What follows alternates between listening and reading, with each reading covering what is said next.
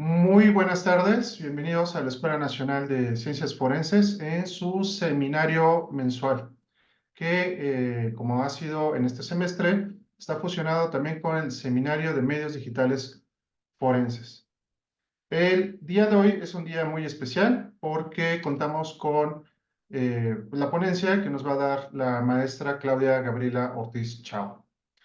Nos presentará el tema, la morfología y configuración espacial en la percepción de espacios de malestar en Ciudad Universitaria. Voy a dar una pequeña semblanza del trabajo que ha realizado Claudia. La maestra Claudia Ortiz Chao es profesora asociada de la carrera en la Facultad de Arquitectura de la Universidad Nacional Autónoma de México. Actualmente coordina el seminario del área urbanoambiental de la licenciatura en arquitectura. Es maestra en ciencias por la Universidad Colegio de Londres, el University College London, y candidata a doctora por la misma institución. Sus principales líneas de investigación comprenden procesos urbanos emergentes a diferentes escalas y su relación con las prácticas y experiencias, así como indicadores de sostenibilidad, resiliencia y calidad de vida. Recientemente trabaja en lo relacionado a la confianza y el cuidado, especialmente en contextos de vulnerabilidad, con la pandemia por COVID-19, desastres naturales o la violencia. Además, debo de decirles que es una de las integrantes de Patio Lab. Es una persona que ha estado trabajando muy fuerte para que se pueda llevar a cabo la iniciativa de Patio Lab y que esté funcionando de forma adecuada. Claudia, es un honor que estés en la Escuela Nacional de Ciencias Forenses. Te damos la bienvenida y te cedemos los micrófonos para que nos puedas platicar. Muchas gracias. Muchas gracias, Vicente, por la presentación y por la invitación y por todo. Bueno, pues les voy a compartir pantalla porque hice una pequeña presentación. Mientras les voy platicando, como ya comentó el doctor Vicente, yo de formación soy, a ver,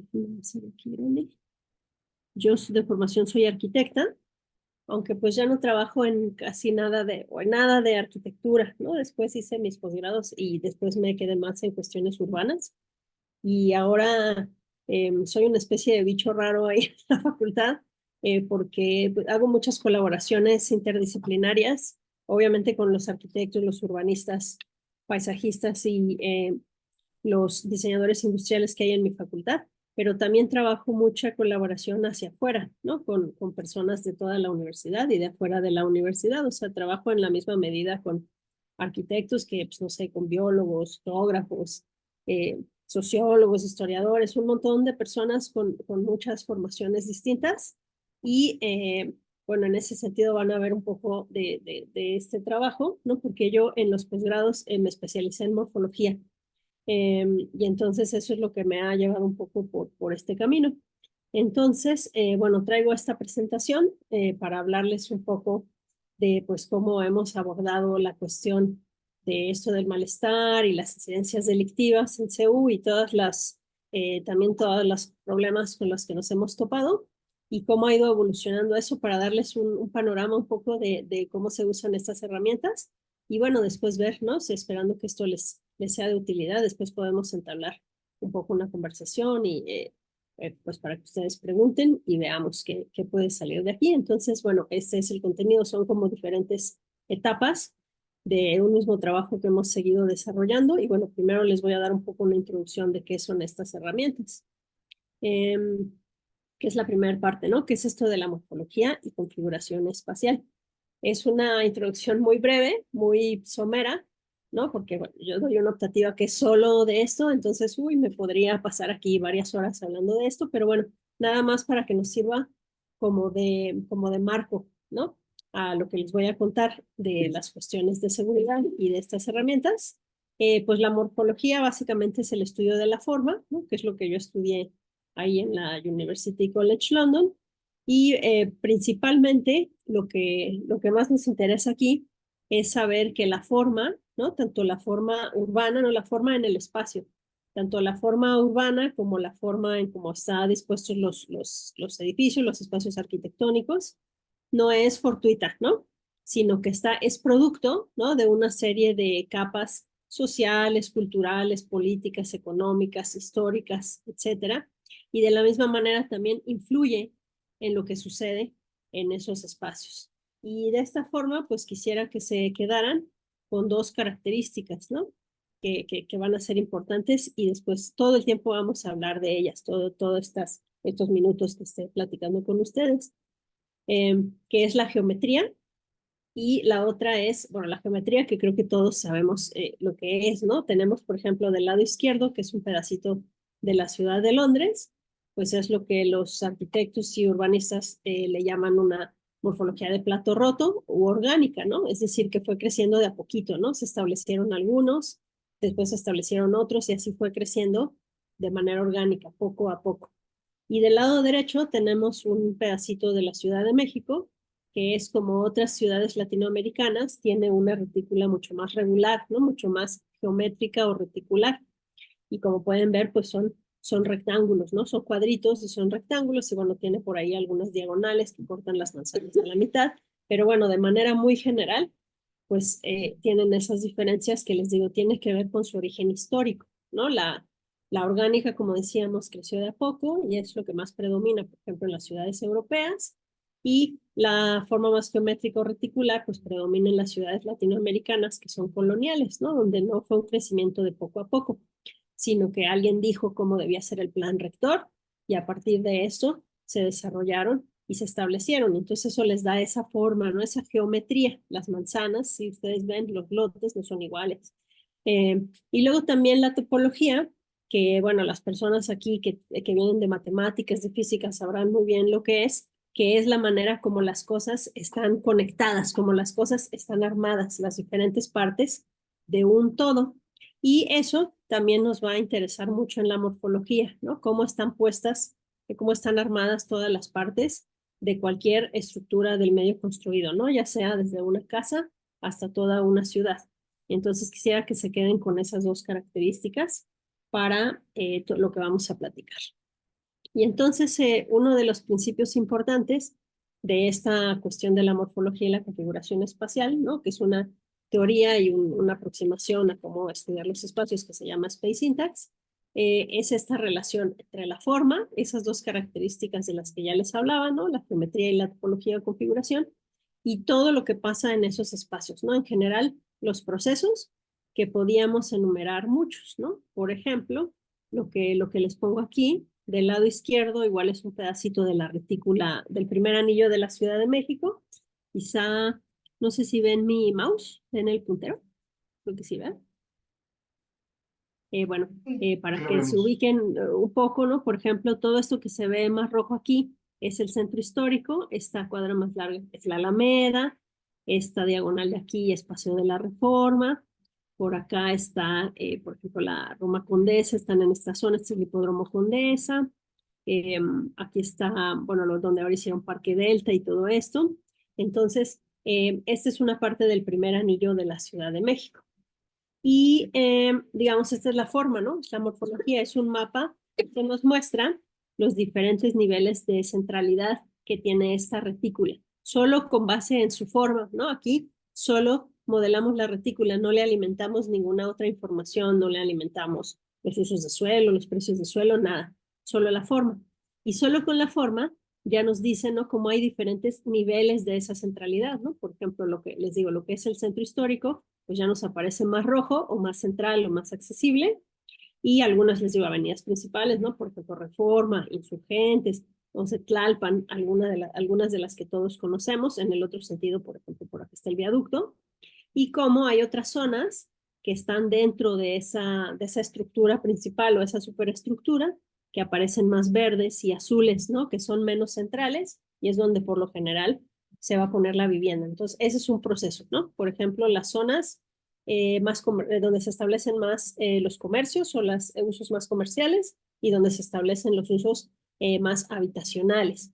Pero hay otros procesos, ¿no? Que también tienen que ver con estas relaciones de diferentes grados de centralidad que están dados principalmente por la morfología. Los precios de suelo, ¿no? Ya decíamos que es otra. Los niveles de flujos. En las ciudades tenemos zonas con mucho más flujo, tanto de peatones como de autos, como por ejemplo en los centros, ¿no? Por eso digo, tiene que ver directamente con la centralidad. Entonces, esta es una foto ahí del centro histórico, donde siempre esperamos que hay mucha gente en la calle, ¿no? Y también los comercios dependen de esa gente, ¿no? Porque esa gente que pasa, pues son posibles compradores de esos comercios y las zonas habitacionales pues, son al revés, ¿no? No queremos que pase tanta gente por donde yo vivo, pues no quiero que todo, que sea Madero, ¿no? La calle de Madero, donde todo el tiempo esté pasando gente. Quiero que los niveles de uso y ocupación y flujos sean mucho más bajos. Entonces, esta es como una de las premisas más importantes de esta teoría, que a partir de yo estudiar la forma y a partir de ciertas operaciones, fórmulas matemáticas que me permitan saber diferentes características de esas configuraciones, por ejemplo, diferentes centralidades, me puede ayudar a entender esos otros procesos, ¿no? Como por ejemplo los flujos o los usos de suelo, pero también hay otros, ¿no? En los edificios podría ser otros, el nivel de copresencia y de colaboración, por ejemplo. Les digo, y esto puede ser a varias escalas. El que vimos anteriormente era a nivel de la ciudad y este, por ejemplo, es a nivel de un edificio, donde lo que ven del lado izquierdo, bueno, del lado derecho primero es otra vez esta modelación, nada más que a diferencia del que vimos a nivel ciudad, donde modelamos calle por calle, ¿no? Donde cada calle es una línea y eso se vuelve un nodo.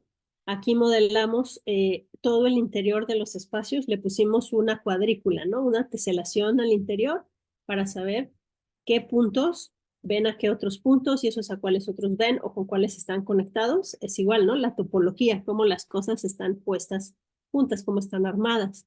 Y a partir de esa retícula, pues tenemos lo mismo que vimos anteriormente, cuáles son los espacios más integrados o más centrales. Y entonces, por ejemplo, aquí esta que es una galería, la Galería Tate, que está ahí en Londres, vemos que destaca, por ejemplo, esta espina dorsal, ¿no? Que va de norte a sur y algunas un poco menos importantes, como en naranjita, que van de oriente a poniente.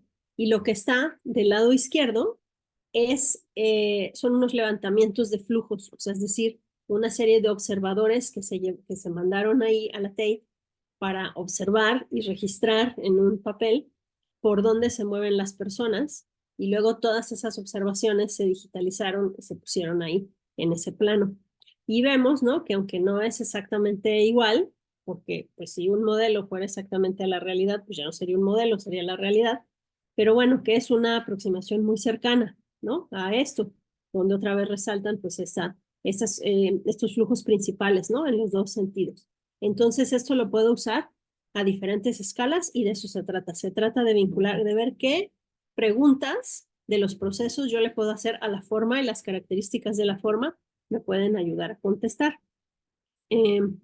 Y para eso, bueno, yo puedo utilizar esta aproximación como yo quiera, ¿no? Ya les enseñé alguno donde está modelado con base en líneas. Cuando hacemos algo urbano, lo más común es hacerlo en líneas porque pues las ciudades pues están hechas más de calles, avenidas, ¿no? Andadores y las usamos más para movernos de manera lineal, las usamos más para caminar o para andar en algún vehículo. Y entonces normalmente las modelamos así, ¿no? Dice, porque las personas se mueven en línea.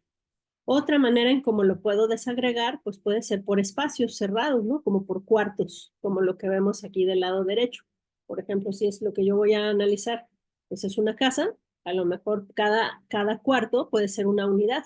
Y entonces puedo estudiar cómo esas unidades se relacionan entre sí y dónde está lo más central, lo más segregado, etcétera. A esos espacios se les llama espacios convexos y esos espacios nos hablan más de interacción entre las personas, ¿no? Entonces, por eso lo usamos más en los edificios y por eso les digo, pues en un edificio, pues quizá no nos interesa tanto dónde están los flujos. Bueno, a menos que quiera estudiar, por ejemplo, en un siniestro, cómo vamos a desalojar ese edificio, entonces nos interesan mucho los flujos. Pero a lo mejor yo quiero analizar dónde las personas se reúnen e interactúan más, por ejemplo, ¿no? Porque eso está comprobado que mejora la productividad de las personas, ¿no? El hablar con el compañero y ver qué está haciendo, yo qué estoy haciendo y encontrar los puntos comunes. O también puedo estudiar los campos visuales, como el segundo ejemplo que les mostré, ¿no? Si yo estoy en un punto, pues la manera como entra información a mi cerebro es a través de los ojos o la mayor cantidad de información, ¿no? Porque también entra por otros sentidos. Y entonces me interesa saber desde cada punto qué es toda la información visual que yo recibo y si me muevo a otro punto, eso cómo cambia y cómo cambia y cómo cambia. Y entonces yo puedo decidir cómo voy a desagregar esos espacios. Y eso pues va a tener implicaciones, ¿no? Cuando yo lo convierto en que cada unidad que yo desagregué se vuelve un nodo y estudio, decíamos, la topología, ¿no? La configuración, cómo esos nodos están conectados, eso tiene implicaciones, muchas implicaciones en términos de los procesos y el uso del espacio, ¿no? Por ejemplo, aquí hay una configuración muy sencilla, solo con dos unidades, ¿no? La A y la B y todo lo que está afuera.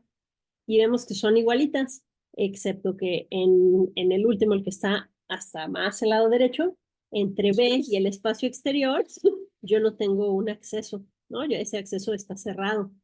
Y entonces vemos que solo con ese cambio muy sencillo en un sistema muy sencillo tiene implicaciones muy importantes, ¿no? Porque, por ejemplo, en el del lado izquierdo, pues es un sistema que es simétrico y que, por ejemplo, está en igualdad, ¿no?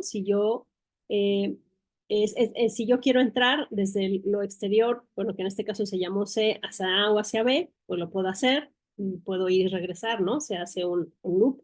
Yo puedo ir y regresar sobre mí mismo por el camino que yo decida. Pero en cambio, el del lado derecho, pues ya A y B no están en igualdad de circunstancias, ¿no? Porque pues A, digamos, está en control, ¿no? Está en control de acceso y en control visual. O sea, si yo quiero llegar a B, forzosamente tengo que pasar por A y no hay de otra para llegar a B. Y además, por ejemplo, no se hacen estos aros, ¿no? Yo forzosamente tengo que regresar, si voy de A a B, otra vez de B a A y otra vez hacia afuera. Entonces, esos pequeños cambios que hacemos en la configuración, pues puede tener muchas implicaciones en términos de cómo funcionan esos espacios y eso es un poco lo que nos ayuda a ver estas herramientas. Y luego lo que hacemos, decía, bueno, eso que vimos antes solo con 3 nodos, pues yo lo puedo hacer hasta n nodos, ¿no? Dependiendo qué es lo que yo quiero estudiar y qué escala sea. Y lo puedo adaptar a diferentes escalas. Y entonces, pero siempre lo que va a pasar es lo mismo, ¿no? Que yo voy a desagregar el espacio en diferentes pedazos de espacio, elementos, no importa si sean calles, cuartos, puntos o lo que a mí me funcione mejor. Luego esos elementos se van a volver nodos y luego con esos nodos voy a calcular las conexiones y voy a hacer una red y esa red, bueno, a partir de unas fórmulas matemáticas que antes se hacía a mano, pero ahora ya hay softwares que lo hacen, yo voy a poder saber cuáles son de esa red de espacios, los espacios más centrales, por ejemplo, o cuáles son por los que más se pasa, los más conectados, etcétera. Pero siempre voy a hacer lo mismo, no importa en qué elementos desagregue. Espero que más o menos, muy ligeramente, más o menos haya quedado claro, porque pues es muy poquito lo que expliqué de eso. Pero bueno, ese es el principio de esto de la sintaxis espacial que usamos después para estudiar la ciudad universitaria. Entonces, en algún punto de mi vida me interesó la cuestión de los delitos. Y consideramos, con algunos estudiantes que estaba trabajando, que lo más fácil era estudiar la ciudad universitaria porque la teníamos ahí, ¿no? Y entonces dijimos, bueno, es muy fácil, si queremos hacer observaciones, pues están ahí. Si queremos, podemos mandar a los estudiantes a que nos ayuden a levantar y hacer observaciones, le podemos preguntar a los estudiantes y en un principio nos pareció muy fácil, pero no sabíamos en la que nos estábamos metiendo porque cuando lo empezamos a hacer, empezamos a encontrar muchas cosas. Primero, y muy importante, es que la ciudad universitaria no es la ciudad, porque se hizo en condiciones muy particulares y, por ejemplo, si vemos esa foto aérea donde está la ciudad universitaria en su entorno, pues no tiene nada que ver con todo lo que está alrededor, ¿no? Si yo la quiero estudiar con los principios que les dije primero, pues sonaba muy bonito, pero ya después cuando empezamos a tratar de hacerlo, pues es muy complicado porque todo lo que está alrededor es diferente. O sea, la ciudad es como esta especie de isla es como un oasis que está en medio de la ciudad y no tiene nada que ver con todo lo que está alrededor, ¿no? Y esto pues tiene que ver con el momento y las condiciones donde se hizo la CU. Cuando se hizo, era esta especie de ciudad fuera de la ciudad, porque bueno, se quería hacer este gran proyecto de que todo estuviera en un solo campus y la única manera de hacerlo era, y donde se podían encontrar todas las hectáreas de terreno que se necesitaban, pues era fuera de la ciudad, en lo que entonces era la periferia. Y además que, pues como fue en los Pedregales, los terrenos no eran tan caros y era la única manera en que se podía hacer. Y entonces es esta especie de ciudad fuera de la ciudad. Ahora se hizo con los principios del movimiento moderno.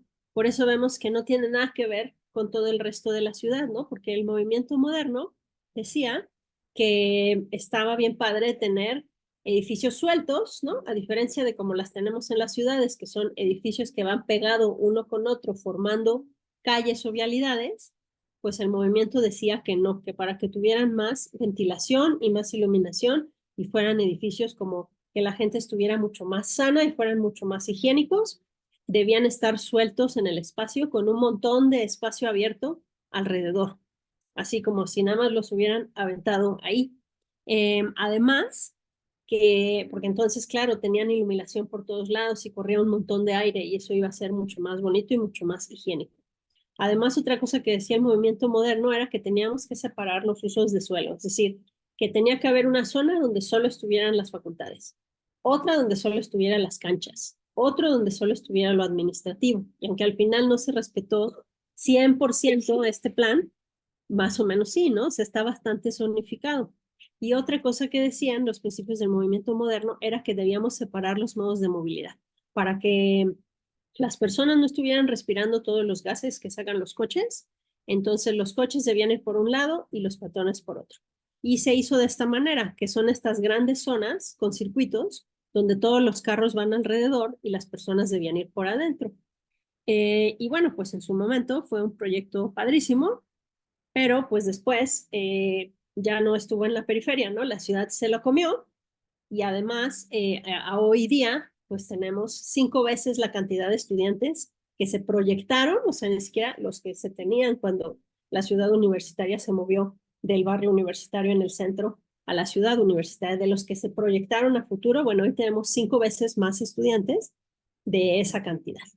Y entonces, pues esos principios ya está complicado, ¿no? Ya no funcionan, porque, claro, les digo, la ciudad le creció alrededor, se la comió, y entonces tenemos esta isla que interrumpe toda la movilidad y la accesibilidad en esa parte de la ciudad, y cuando estamos en vacaciones o cuando es fin de semana y cierran algunos accesos, pues peor, ¿no? Se vuelve esta especie como de gran parque cerrado y además, pues ya eso de que las facultades en un lado y no sé qué en otro, pues tampoco funciona ya muy bien, porque la ciudad creció y entonces pues hay estudiantes que toman clase en la zona de facultades y luego tienen otra clase en la zona de los institutos y luego van a hacer su servicio al jardín botánico y luego se van por el metro.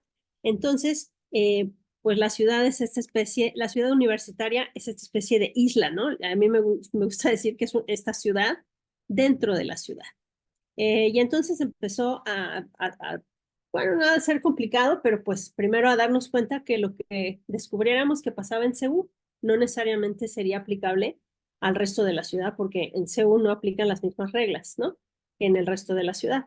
Y luego no solo eso, ¿no? Sino que era una serie de diferentes redes sobrepuestas, porque claro, así fue pensada, ¿no? Esta es la malla por donde se iban a mover los coches.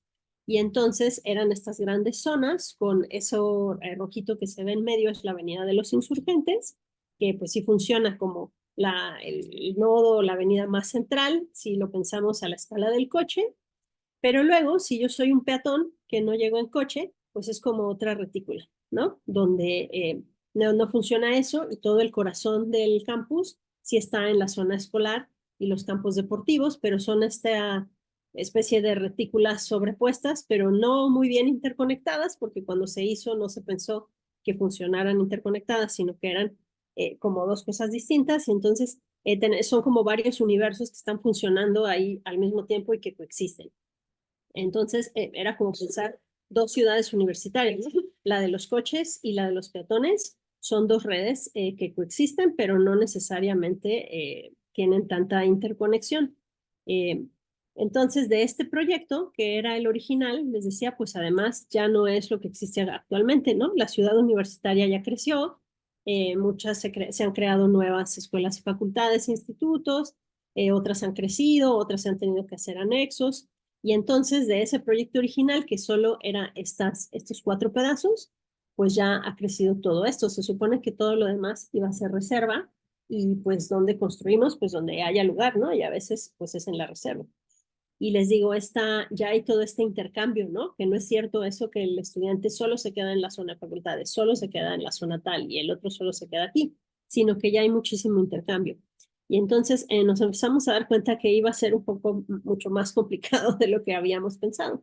Luego, otra cuestión que sucede en la ciudad universitaria es que tiene esta autonomía y esta autonomía no solo es física, ¿no? No solo es esta isla que, como ya les mostré, como está un poco desconectada del resto de la retícula, sino que también tiene autonomía administrativa. Y entonces nuestra idea original, que era usar las carpetas de delitos que están en los datos abiertos de la Ciudad de México, pues tampoco funcionaba muy bien porque cuando poníamos los puntos en CEU y alrededor, pues parecía que CEU es esta especie de paraíso terrenal donde no pasa nada y aquí nunca nos roban nada y no, todo está bien y nunca pasa nada. Porque claro, como la universidad tiene autonomía, muchos delitos se resuelven internamente y entonces no llegan a denunciarse en un ministerio público y no se les abre una carpeta. Y entonces no hay puntos, ¿no? Hay súper poquitos puntos de robos que sucedan dentro de la ciudad universitaria. De los que sí encontramos algunos más, fue por ejemplo de los robos a vehículos, porque pues ahí sí lo tienes que denunciar, porque si no el seguro no te lo paga y es un poco más común que se denuncie. Pero en lo que nos interesaba, que eran los robos a las personas, ¿no? El robo a transeúnte, pues había muy pocos puntos. Entonces, esa era otra complicación, pues decidimos tomar algunos espacios, ya fuera porque había algo de puntos o también porque sabemos que pasan cosas, ¿no? Porque lo sabemos porque la comunidad lo dice y ha estado en las noticias. Y otro problema que nos encontramos es que, pues entonces, cuando vimos que la CU pues no es la ciudad, ¿no? Porque no está hecha de calles en el sentido que lo está la ciudad. O sea, realmente por donde nos movemos es por estos espacios amplios, grandes, que no son como las calles de la ciudad. Y entonces a la hora de querer hacer un mapa como ese de líneas, pues era complicado. Y entonces optamos, les digo, por tomar estos espacios. De ejemplo, bueno, la explanada de la biblioteca como un espacio que funciona, ¿no? Un espacio donde la gente se siente segura, donde siempre está muy ampliamente ocupado y tiene una diversidad de cosas que pasan ahí. El estacionamiento de filosofía, que sí tenía pues algunos puntos, ¿no? Por ahí, más bien como alrededor, pero bueno, uno que otro aquí adentro. Los frontones, que aunque nada más había un punto, en ese entonces tenía poco tiempo que había pasado esto de la balacera y sabíamos que es un lugar problemático, se había enrejado, etcétera. Y el acceso por metro universidad, porque también encontramos que aunque había muchos puntos que estaban afuera, pues parece que era un lugar que era problemático.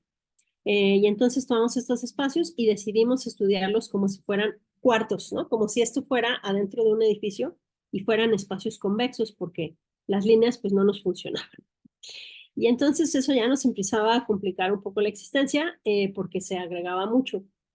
Y también, bueno, tomamos algunas otras medidas que se han usado, como esto, ¿no? Dónde están los accesos, la construcción de accesos. Esto de los accesos, los frentes es muy importante porque, bueno, de acuerdo a lo que dice la teoría, los accesos y ventanas son lo que Jane Jacobs llamó ojos en la calle, ¿no? Son potenciales personas que pueden ver si algo está pasando y hacen que los lugares se sientan más seguros, ¿no? Porque sé que si algo pasa, si yo grito, lo que sea, bueno, hay la posibilidad de que una persona lo vea o se asome, a diferencia de un muro ciego, donde no hay posibilidad de copresencia.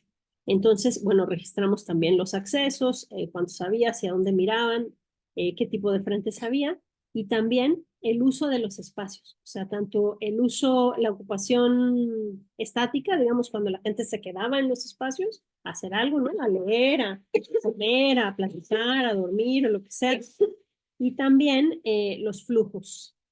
Y bueno, la verdad no fue súper concluyente, fue súper concluyente en entender que la CEU no era la ciudad, pero por ejemplo, encontramos que se suceden muchos robos en líneas, digamos, o en lugares que están cerca de las líneas, de las vialidades, que tienen mucha conectividad, o sea, que están de vialidades que están muy conectadas.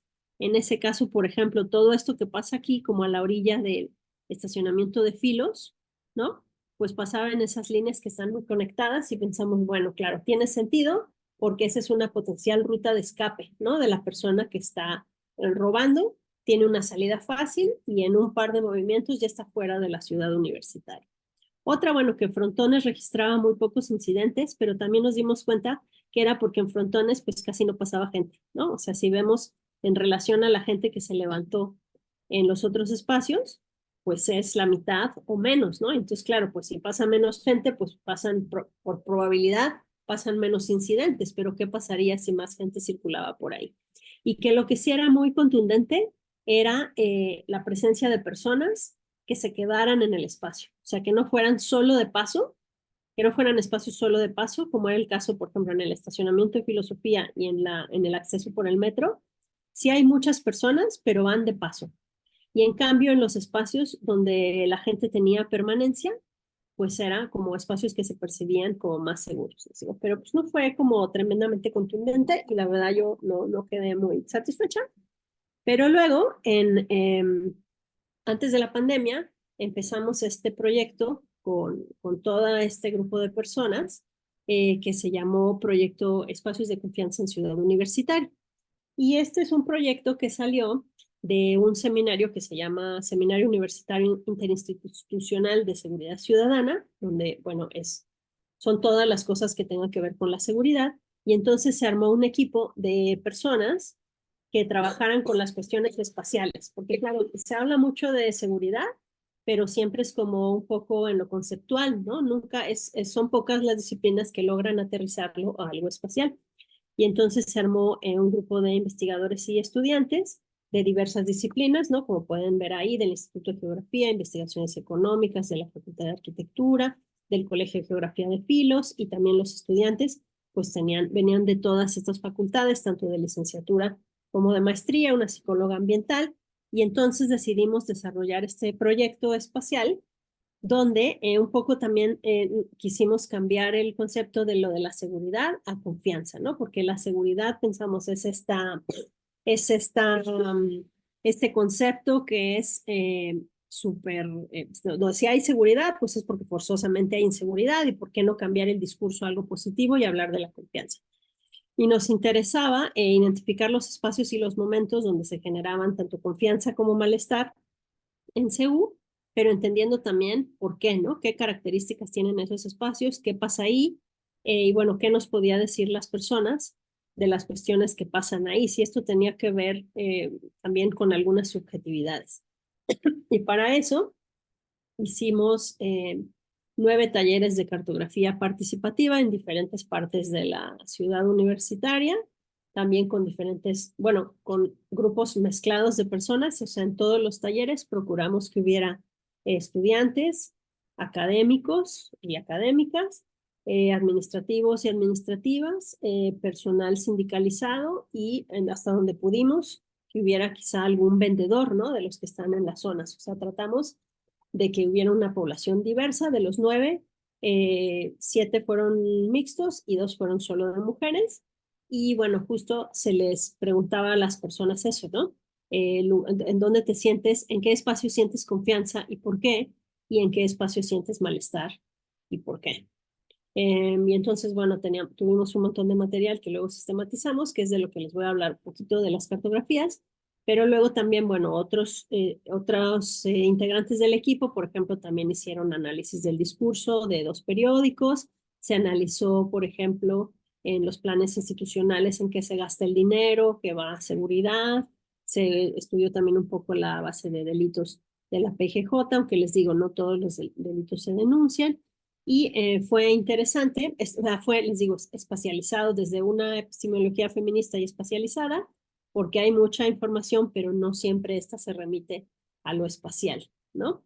Por ejemplo, esto fue de un ejercicio que se hizo también, que se les pedía a las personas que dijeran cómo sería su ciudad universitaria ideal, y salieron muchas cosas de muchos temas, ¿no? De infraestructura, pero también otras, por ejemplo, de cuidados, de acompañamiento, de organización desde abajo, pero lo que les quería mostrar era esto, ¿no? Que fue uno de los resultados de esto, que fueron el mapa de malestar y el mapa de confianza.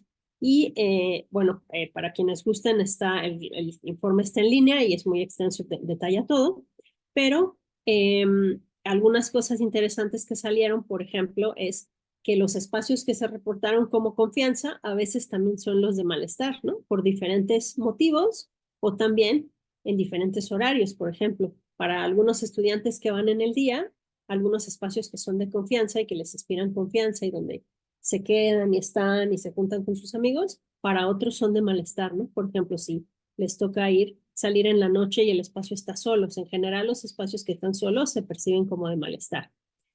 Por ejemplo, otra cosa interesante es también que los espacios de confianza más recurrentes no fueron las facultades, sino fueron, por ejemplo, espacios donde se hace deporte, donde se hace cultura, donde se convive, ¿no? Espacios de convivencia.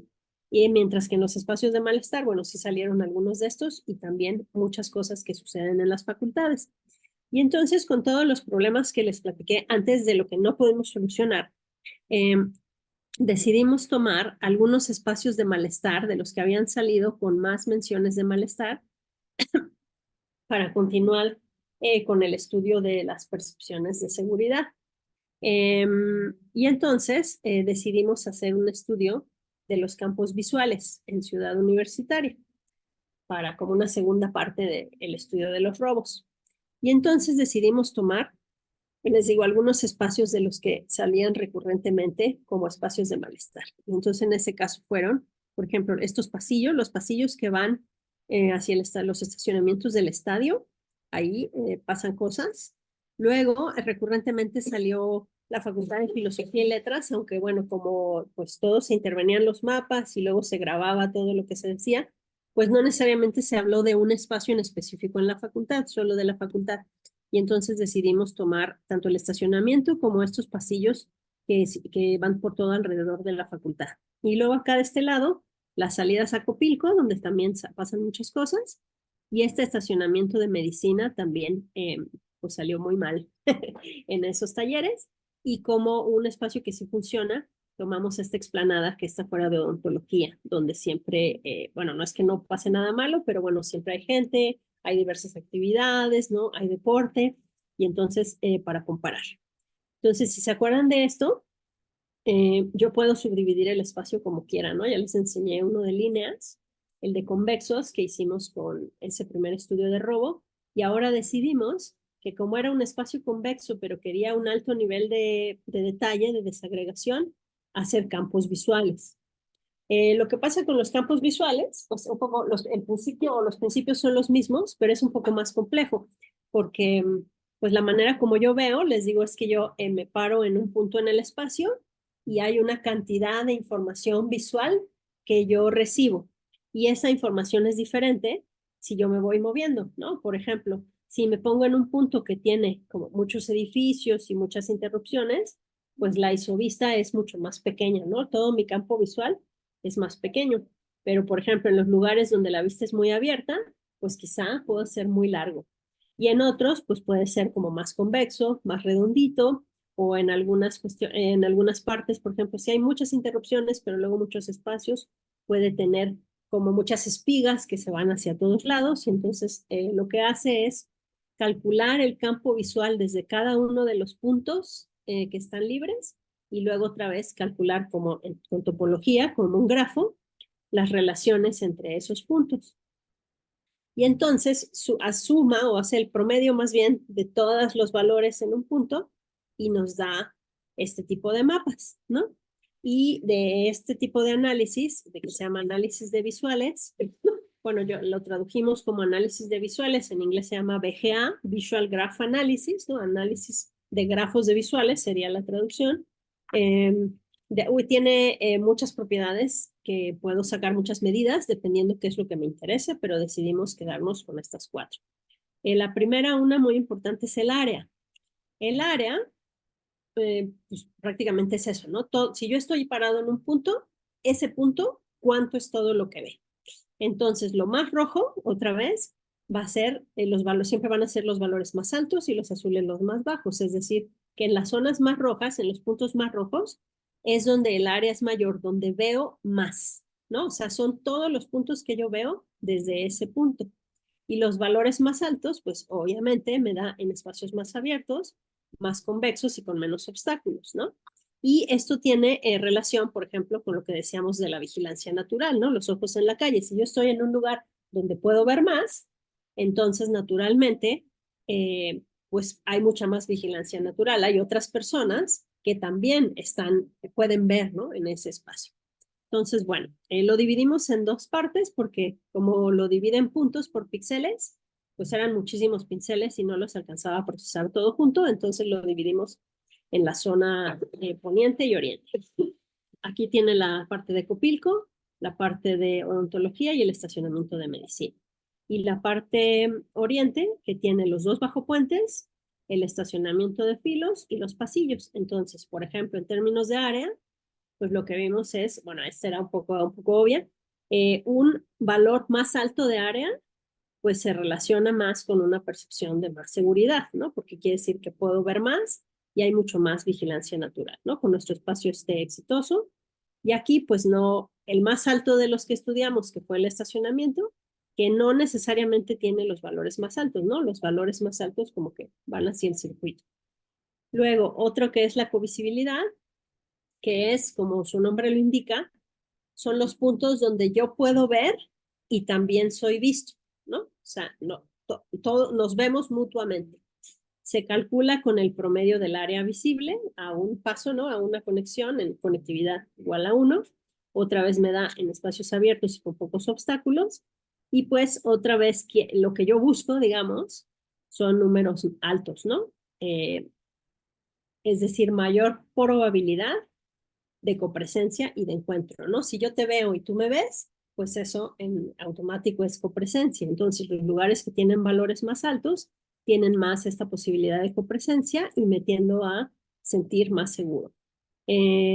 Otra vez se repite más aquí en odontología, en el estacionamiento. Ahí los bajopuentes son interesantes, ¿no? Porque no solo veo menos, veo mucho menos, o sea, es más o menos el equivalente a un espacio interior de un edificio, ¿no? Veo muy poco, está en los números más bajos y los colores más azules, pero además también veo y soy visto menos, ¿no? Y entonces es un lugar de potencial peligro.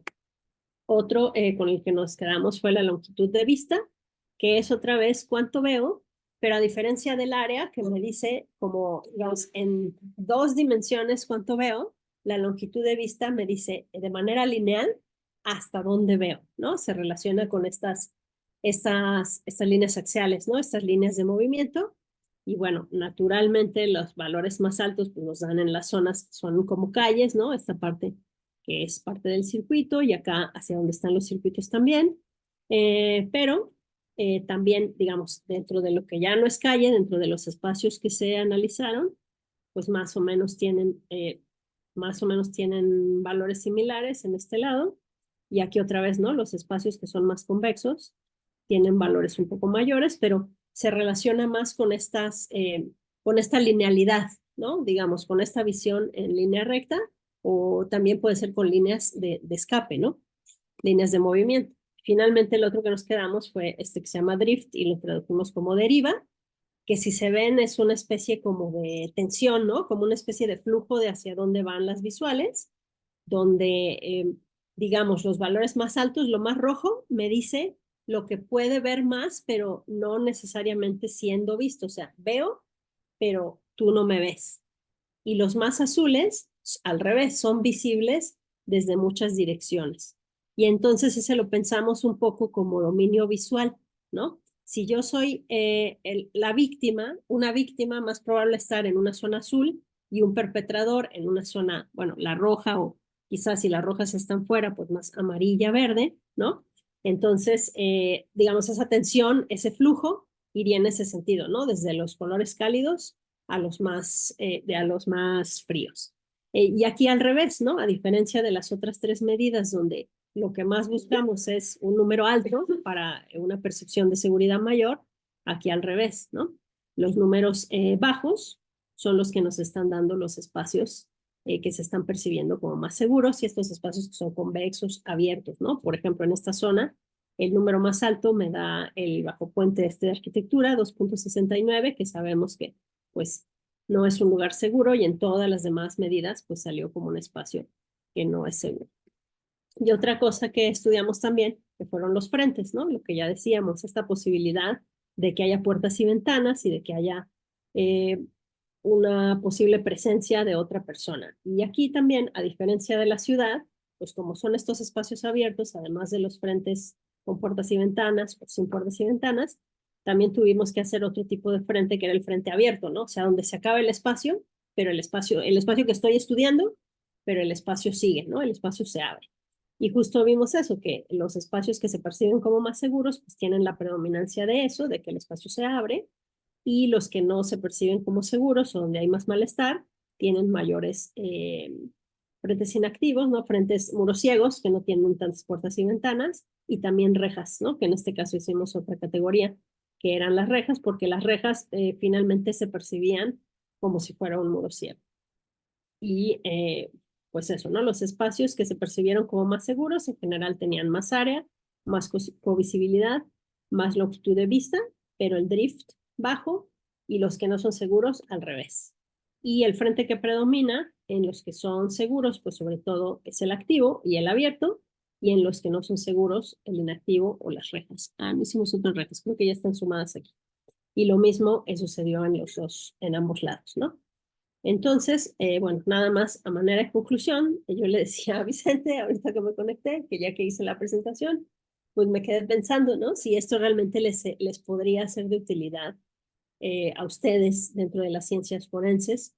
Y pues en realidad no sé la respuesta, pero pues en realidad lo que estos son herramientas, ¿no? Como muchas otras herramientas que existen.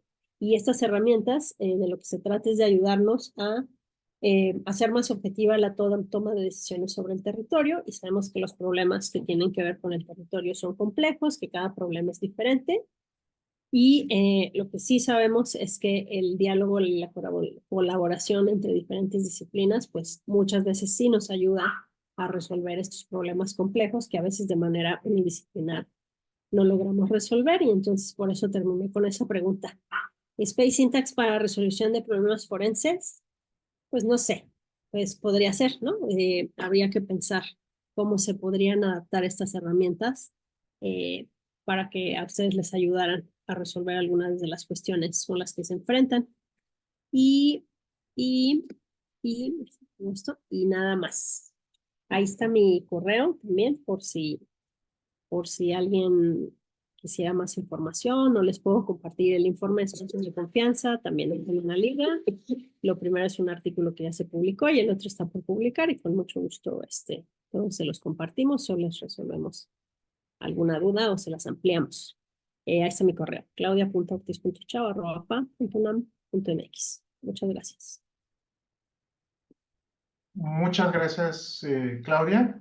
Yo recuerdo que hace unos años tuvimos un congreso de ciencia forense, me parece que hace 4 años, todavía fue en el Palacio de Medicina, que se encuentra en el centro histórico. Y recuerdo que algunos de nuestros estudiantes presentaron algunas cuestiones también relacionadas con mapas, y no recuerdo si era incidencia de delitos o cómo se sentían con respecto a algunos lugares, si eran seguros o si eran peligrosos para ellos, ¿no? Entonces, desde esa perspectiva de estar analizando el espacio, y no solamente su incidencia de delitos, sino qué medidas se pueden realizar, me parece que sí aporta mucho a lo que hacemos aquí en la Escuela Nacional.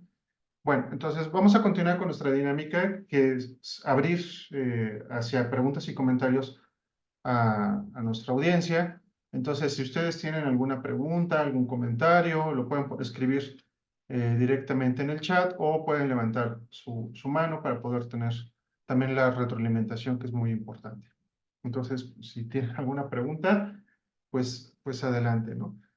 Yo, algo que quisiera que si puedas enfatizar es qué sigue con respecto a estos proyectos relacionados con Ciudad Universitaria.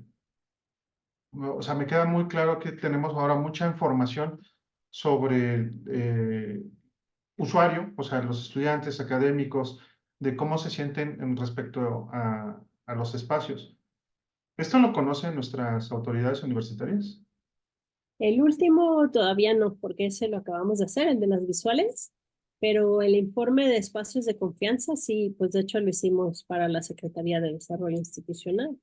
Pues nos encantaría mucho y justo, bueno, aquí solo les presenté lo de la cartografía, pero justo el informe termina, porque de otros colegas hicieron otras contribuciones que también están en el informe desde otras perspectivas, y terminamos el informe con unas recomendaciones, ¿no? Recomendaciones para mejorar, ¿no? Para mejorar la confianza. Uy, nos gustaría mucho que se hicieran, pero bueno, en la ciudad universitaria luego es complejo. Y otra cosa que creo que seguiría, pero ha sido muy complicado, bueno, no ha sido muy complicado, ha sido imposible hasta ahora, es pues tener acceso a alguna información cuantitativa, porque claro, tenemos, como bien dices, toda esta información cualitativa, ¿no? De percepción de lo que nuestra comunidad nos dice, de dónde les han pasado cosas, dónde se siente seguro, dónde no, pero sería súper importante comparar esto con una información cuantitativa, ¿no? Que nos dijera realmente dónde están pasando las cosas que pasan en CEU, ¿no? Donde los alumnos están reportando que les robaron la laptop, que les robaron el celular, o a las chicas que salen tardes, que las acosan, o sea, porque sabemos que sí pasan estas cosas, pero no, es muy difícil y ya lo hemos solicitado por diferentes vías, que nos compartieran esta información para compararla con la de percepción y no hemos logrado tener acceso a esa información, pero yo creo que eso sería muy importante para poder comparar la parte perceptual o más cualitativa. Ok. ¿Alguien más tiene alguna pregunta, comentario?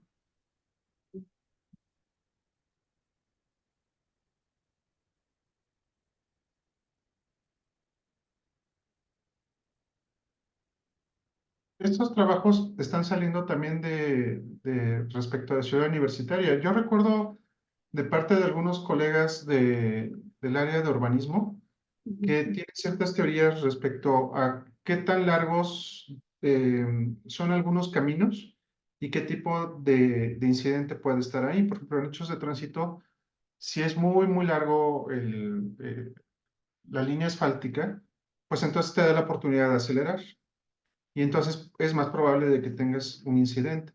Entonces, ese tipo de estudios también sirve para hacer recomendaciones de dónde colocar un tope, un semáforo, dónde colocar una cámara de seguridad. Aquí tenemos gente que está vinculada con respecto a C5 y otros sistemas de videovigilancia. Entonces, ¿tú consideras que también este tipo de estudios, por ejemplo, de visibilidad y covisibilidad, se pueden aplicar para decidir dónde colocar una cámara o algún tipo de sensor para conocer mejor la movilidad? Sí, pues sería buenísimo poder hablar también con ellos. Sí, es útil más, por ejemplo, en donde tienes vueltas, Ujú. porque en donde tienes giros es donde se tiende a hacer algunos puntos ciegos, ya sea para el conductor o ya sea para el ciclista o sea para el peatón, que es lo que a veces tiende a causar también los incidentes. Entonces, pues te permite una modelación así muy detallada, vamos a decir, de esos puntos, pues para poder tratar de evitar lo más que se pueda esos puntos ciegos, ¿no? De cuál va a ser el campo visual de uno, de otro y de otro, y pues cómo se puede señalizar o cómo se puede diseñar lo mejor que se pueda en esos cruces, pues para maximizar la seguridad de todos, ¿no? Ok, ok. No sé si alguien más tenga algún comentario o pregunta. Si no es O así, idea de cómo lo podríamos aplicar en lo que hacen. a mí lo que me gusta de lo que nos estás mostrando es que se puede aplicar en muchas cosas este tipo de herramientas. Entonces, ahorita nos mostraste una escala, le voy a llamar mediana a nivel de geografía, ¿no? Ujú, Pero se puede aplicar otro tipo de escalas, ¿no? A edificios, como tú habías dicho, ¿no? Con respecto a accesos. ujú, Porque no solamente luego es un problema de urbanización, sino también de cómo se están construyendo, por ejemplo, unidades habitacionales donde suceden cosas. Porque ujú. dices, existe un punto ciego o existe ese huequito donde se reúnen la pandilla, no solamente para convivir, ¿no? Sino también porque es un Sí, lugar propicio porque nadie te ve. Y así bueno, es.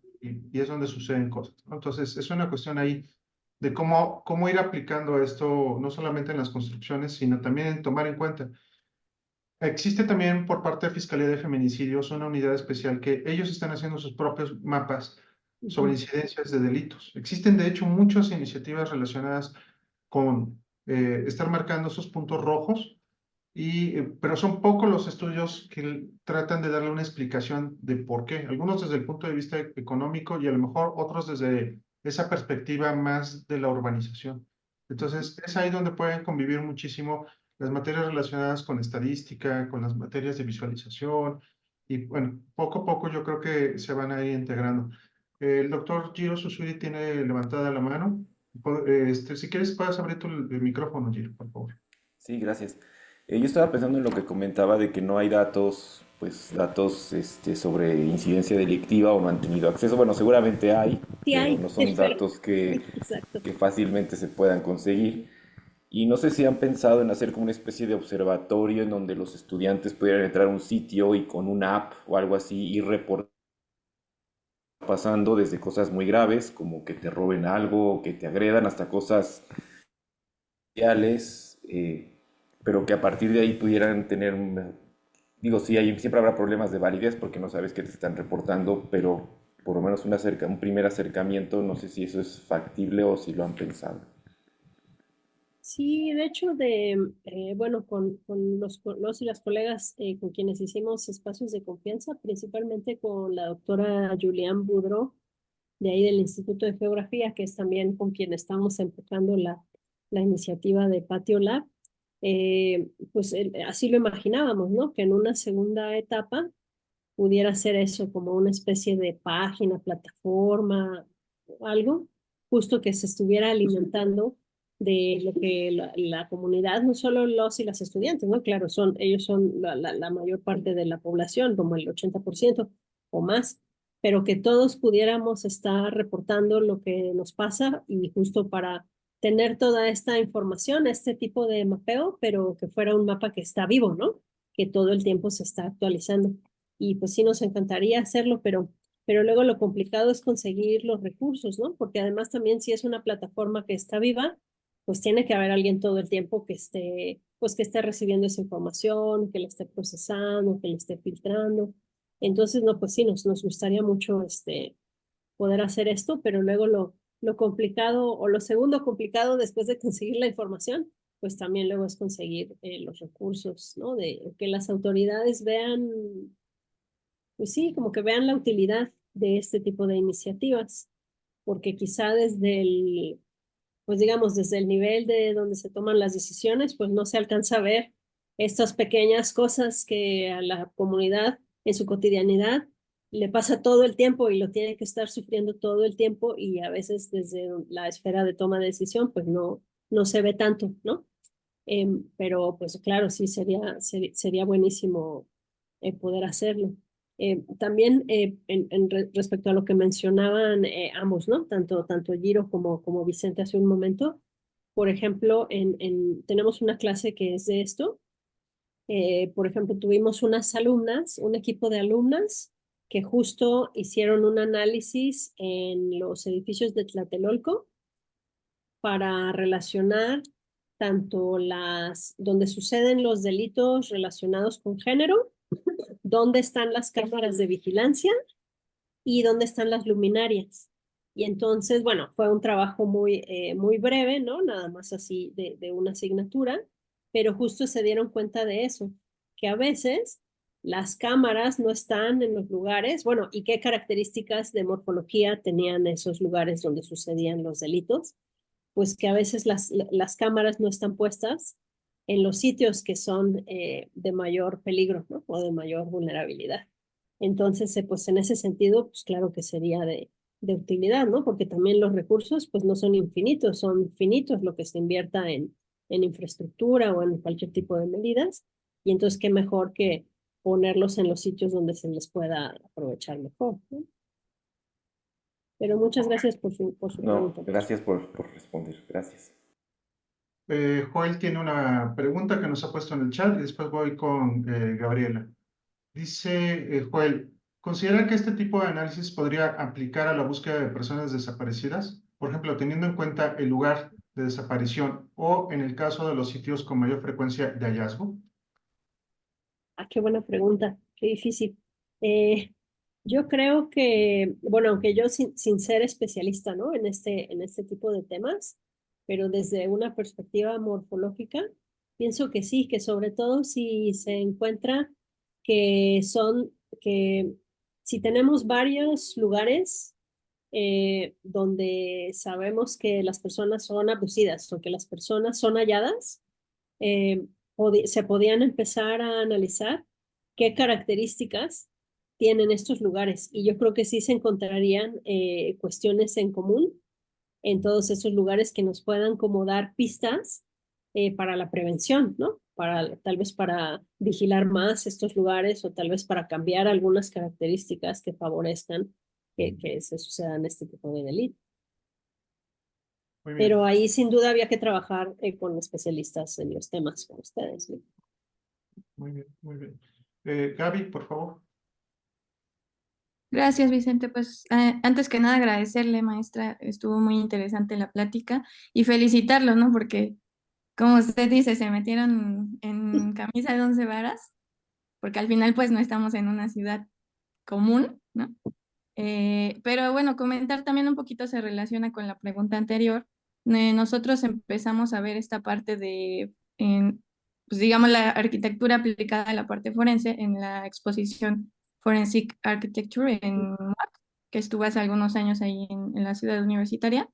Y la verdad que nos pareció muy interesante porque dicen, no tiene mucha relación. Claro que tiene muchísima relación, ¿no? Entonces, ahí en ese caso presentaban el caso de Ayotzinapa, en donde visualmente podemos ver tanto los recorridos, incluso había un lugar como proyectando como una habitación en donde se mostraba en dónde había llegado esa explosión de las esquirlas, en qué zona del departamento y explicando un poquito lo que había pasado de los hechos, ¿no? Entonces, eh, es muy interesante, no le podemos decir si específicamente lo vamos a usar para esto, pero yo sé que a nuestros alumnos se les van a ocurrir muchísimas cosas y la aplicación pues es inmensa, ¿no? En esta parte también de medir la delincuencia o también la parte de prevención es otra cosa totalmente, pues a lo mejor no la habíamos nosotros analizado en este punto, digamos, hablando desde los medios digitales, pero sí, ¿no? Ya tener aparte de, pues, de no nada más presentar como la mecánica de hechos, la mecánica de lesiones, etcétera,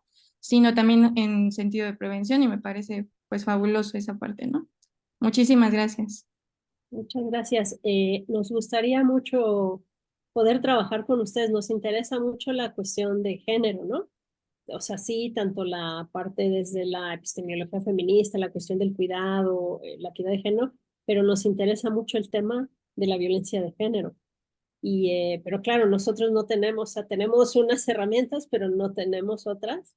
Y yo creo que otra parte la tienen ustedes. Entonces nos gustaría, digo, aunque los que hacen arquitectura forense son mis colegas Sergio y Elis, pero nos gustaría mucho poder trabajar con ustedes porque nos interesa mucho el tema de la violencia de género y poder trabajar en ello.